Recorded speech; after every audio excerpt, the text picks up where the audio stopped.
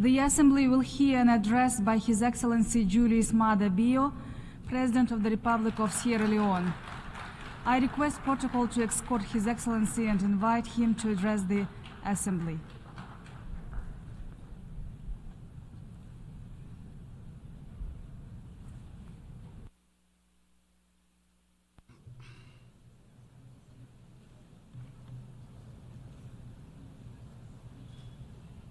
Madam President, I congratulate His Excellency Philemon Yang on his election as President of the 79th session of the United Nations Secretary General and express Sierra Leone's support to you during your tenure. I extend my deep gratitude to His Excellency Dennis Francis for his principled stewardship as President of the 78th session of the United Nations General Assembly. I appreciate and thank His Excellency Antonio Guterres, Secretary General of the United Nations, for his tireless effort and global leadership. Madam President, more than 30 years ago, Sierra Leone was plunged into a decade-long brutal civil war. More than 50,000 people were killed, and millions fled their homes as refugees and internally displaced persons. The situation in Sierra Leone at that time was not unique. Conflicts existed in other parts of West Africa, in Africa, and around the world. In Sierra Leone, however, we overcame our challenges with a common vision for peace through genuine dialogue, committed leadership, and action. Notably, the hard-won peace we enjoy is not without its fragility, and we remain vigilant in safeguarding it. Sierra Leone's peace journey exemplifies the values of ownership, engagement through dialogue, and our partnership with ECOWAS, the United Nations, and the broader international community, which yielded the peace dividend. This story has shaped our engagement at the United Nations Security Council since the commencement of our second tenure in January this year. For almost 9 months, Sierra Leone, as an elected member of the United Nations Security Council, has endeavored to be a voice of reason and a bridge builder with balance and objectivity. We will continue to promote respect for and adherence to international law and the UN Charter, ensure the protection of civilians, end impunity through accountability, and foster dialogue for the peaceful settlement of disputes. Our commitment to these principles is even more imperative now than ever before, as we are confronted with conflicts of great magnitude in the Middle East, Africa, Asia, and Europe. The need for a ceasefire in Gaza and the wider Middle East, as well as in Sudan, Eastern Democratic Republic of Congo, and Ukraine, is not just pressing, but urgent.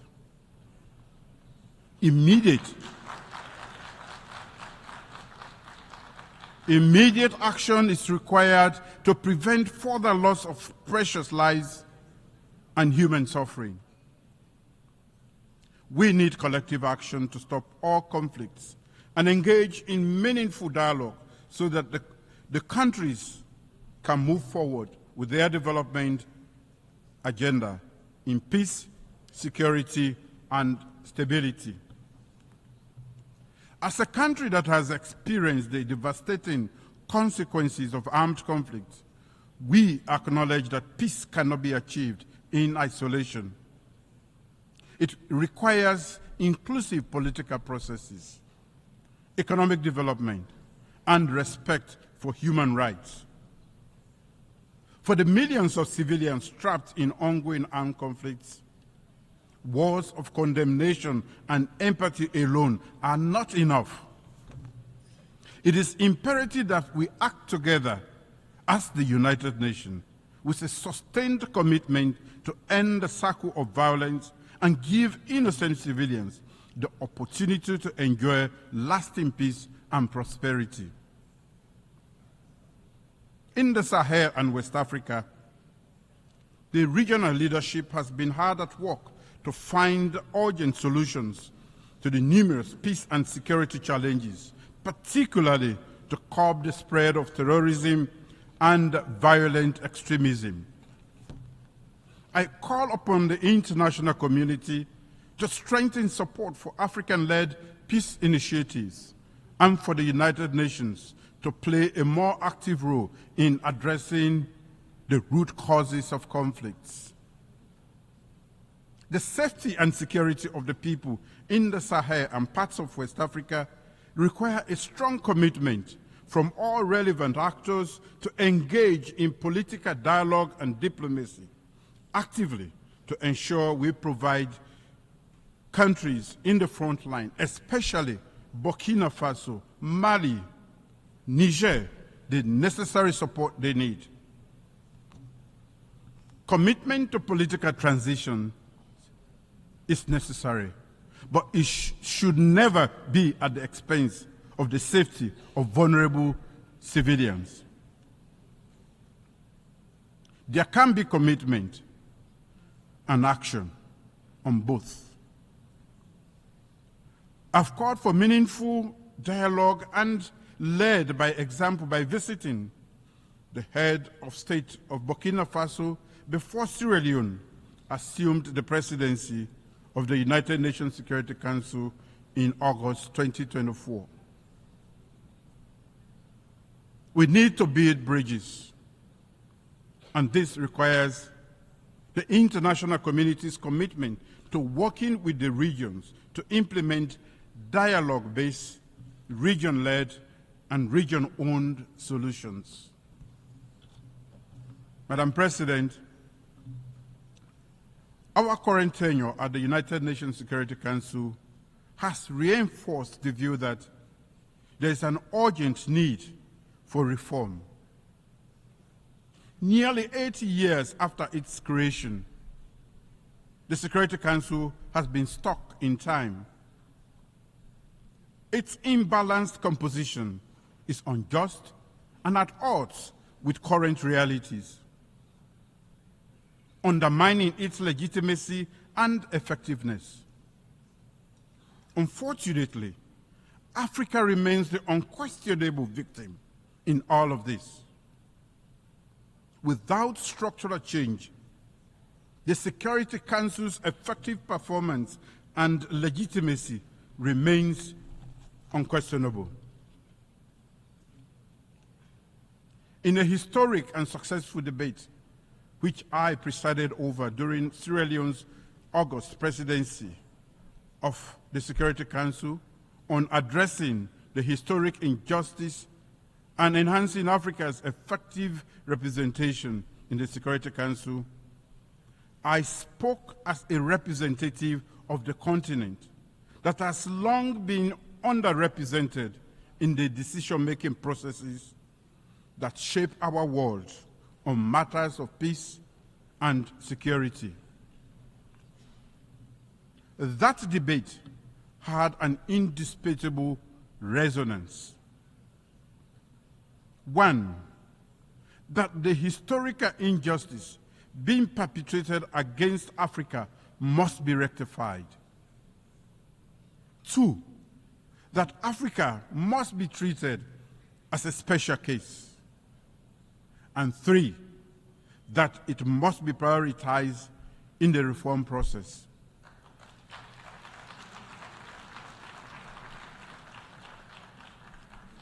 In expressing appreciation for the active and supportive engagement by the many interest and regional groups, as well as invited member states to the debate, the facts and issues are now clear to all.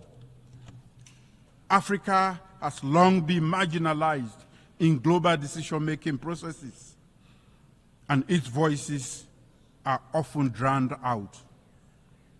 The legacy of colonialism, economic exploitation, and political marginalization has left deep scars on the African continent, thereby affecting its development, stability, and influence in international affairs.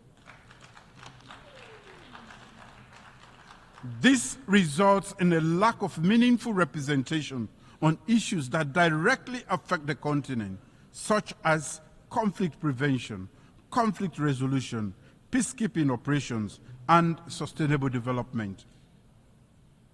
Addressing contemporary global security challenges require the collective wisdom and cooperation of all nations, not just the privileged few or the most militarily or economically powerful.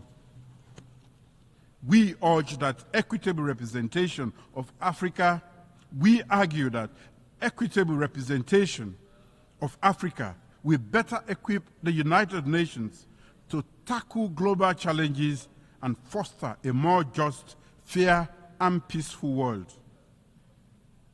As the coordinator of the African Union Committee of 10 on the reform of the Security Council, Sierra Leone remains fully committed to promoting, defending, and soliciting support for the common African position as espoused in the Ezowini Consensus and SAT Declaration. Africa, therefore, demands no less than 2 permanent seats with all the rights and privileges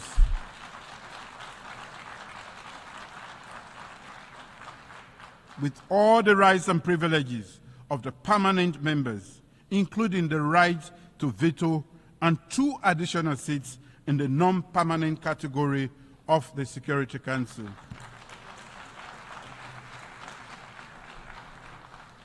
Sierra Leone welcomes the consensus that has emerged from the UN General Assembly intergovernmental negotiations, as reflected in the Pact for the Future. And I quote, "To address the historical injustice against Africa as a priority, and while treating Africa as a special case, improve the representation of the underrepresented and unrepresented regions and groups." End of quote.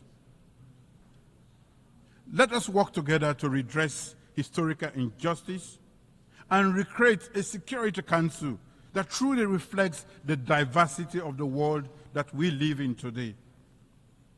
As I stated in the Security Council debate, the time for half-hearted measures and incremental progress is over. Africa's voice must be heard,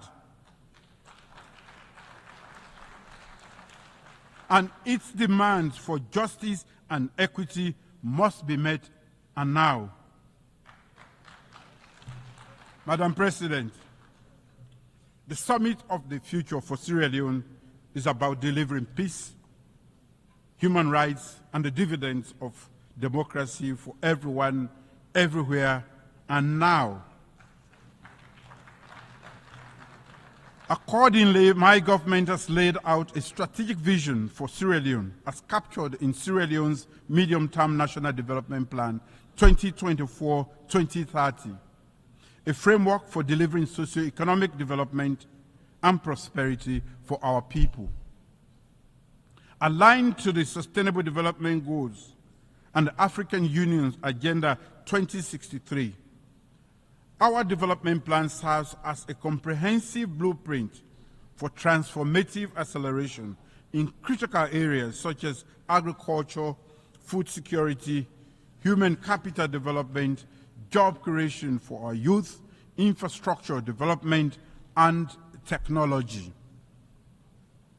With the adoption of the Pact for the Future, including the Declaration on Future Generations and the Global Digital Compact at the Summit of the Future, my government is reinforcing its commitment to championing and investing in human capital development. Human capital development is a profound commitment to our people's well-being and future. By investing significantly in education, healthcare, and agriculture, my government is laying the foundation for a prosperous and equitable Sierra Leone.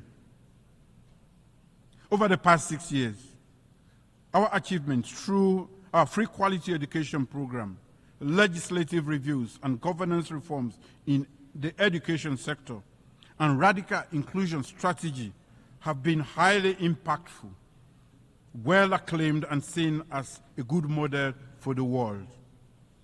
We welcome the Global Digital Compact's principle of ensuring safe, secure, and trustworthy emerging technologies, including artificial intelligence, to offer new opportunities to accelerate development and leaving no one behind. In the area of gender equality and women's economic empowerment, significant strides have been made, and they are some of the legacies my government will bequeath to our current and future generations. I recently signed into law this year a bill prohibiting child marriage. Following the historic signing into law of the Gender Equality and Women's Empowerment Act of 2023. This is all meant to ensure the realization of the national aspiration for our women and girls to build an inclusive and equitable society. I remain steadfast in my commitment to ensuring that every girl and woman lives in a safe environment with ample opportunities to realize their full potential and thrive equally in the world. From prioritizing the women's peace and security agenda at the Security Council to adoption by the General Assembly of a resolution condemning all forms of sexual and gender-based violence, and urging all countries to provide victims and survivors with access to justice, reparation, and assistance. We will continue to advocate for women and girls across the globe. Therefore, I'm pleased to announce that Sierra Leone will commence preparatory work that will lead to the convening of a diplomatic conference to conclude an internationally legally binding instrument on access to justice for sexual violence survivors. The proposed treaty, Freetown Treaty, in accordance of the success of the United Nations resolution on access to justice, remedies, and assistance for survivors of sexual violence.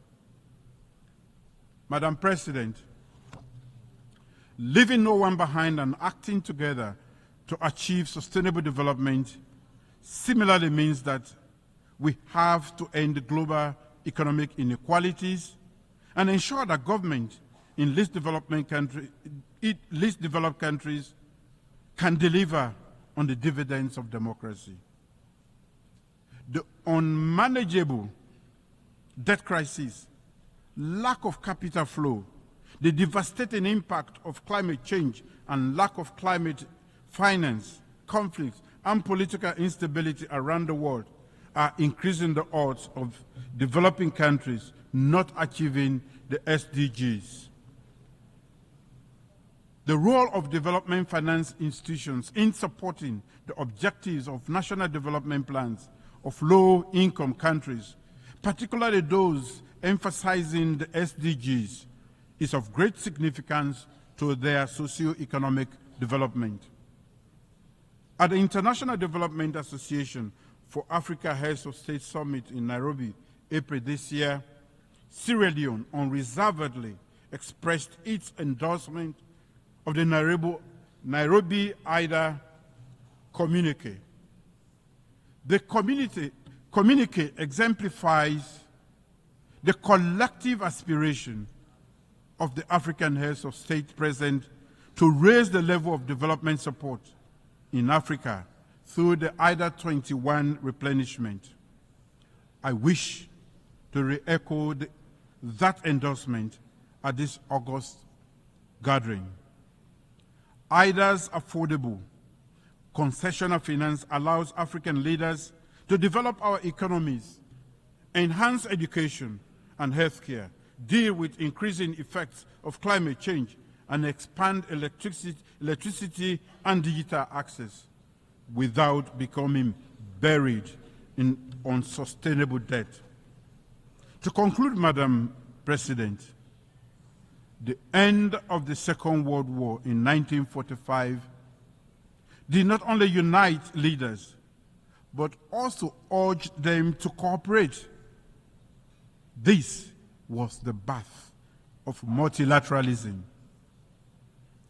As the African proverb says, our two hands do not wash themselves. They wash one another.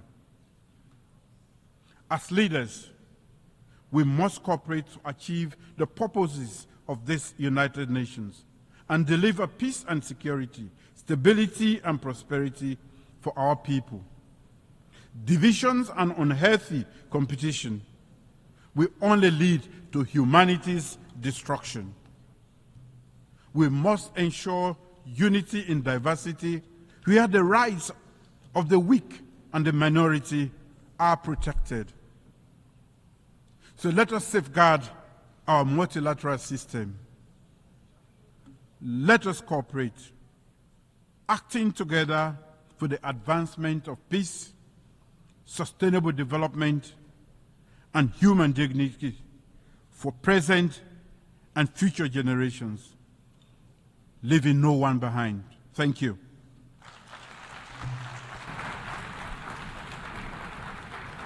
On behalf of the Assembly, I wish to thank the President of the Republic of Sierra Leone. The Assembly will hear an address by His Excellency Alexander Vučić, President of the Republic of Serbia.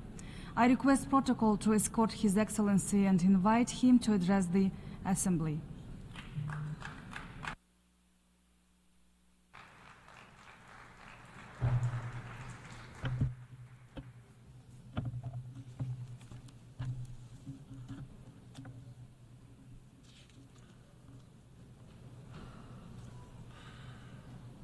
Madam President, Excellencies, ladies and gentlemen, Mahatma Gandhi said, "There is no path to peace. Peace is the path." In the same spirit of fraternal love and open heart, I address you today on behalf of the Republic of Serbia, a founding country of the United Nations, a country of freedom and justice. It is my honor to address you as President of the Republic of Serbia, the country on whose behalf I stand proudly before you today. A country that, despite the current global challenges, consistently perseveres in defending the principles of the Charter of the United Nations and international law, and that, through its activities and principled policy, strongly advocates the idea that is the main topic of this year's session. Ladies and gentlemen, when we talk about the current moment this year again, to my immense regret, I have to state that the situation in the world seems even more difficult and dark than a year ago. The tensions are growing and challenges are becoming more numerous and complex.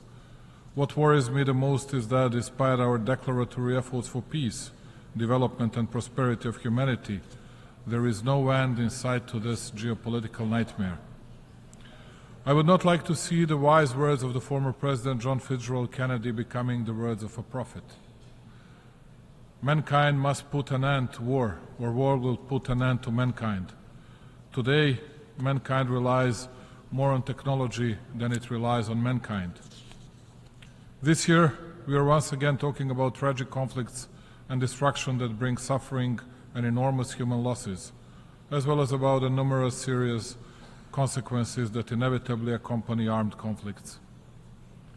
The Republic of Serbia and the Serbian people deeply sympathize and share the grief for all the lives lost in the conflicts happening around the world, including the tragic events in the Middle East and Ukraine. It is unforgivable that today in the 21st century we are talking about gruesome figures related to children who have died in conflicts. It seems absolutely incredible, but the world is on the verge of nuclear disaster and nuclear holocaust. In a desire to win and destroy the other one, step by step we were getting closer to the verge of precipice, and eventually we got there. We live in a world where no